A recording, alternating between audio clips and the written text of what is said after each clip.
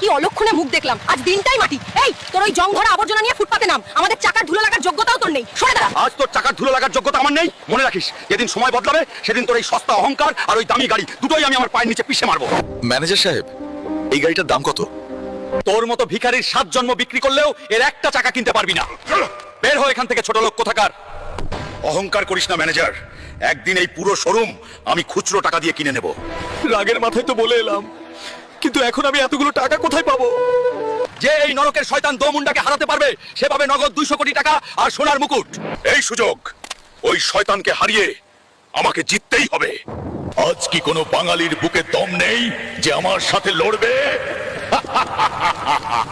ও ভারত বাংলার বন্ধুরা, এই শয়তান দোমুন্ডাকে আমি হারাবো রে। আপনারা শুধু লাইক আর সাবস্ক্রাইব করে কমেন্টে আপনাদের দেশের নামটা লেখো।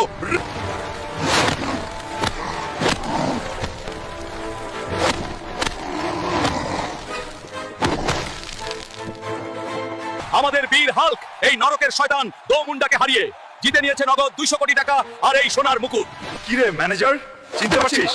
বলেছিলাম না তোর এই পুরো শোরুম আমি পকেটের খুচরো পয়সা দিয়ে কিনে নেব। আজ থেকে এই শোরুমের মালিক আমি। আর ম্যাডাম, আজ তোমাদের ওই বাইক আমার গাড়ির চাকার ধুলোর যোগ্যও না। সস্তা আমি ছিলাম না, সস্তা ছিল তোমাদের ওই অহংকার।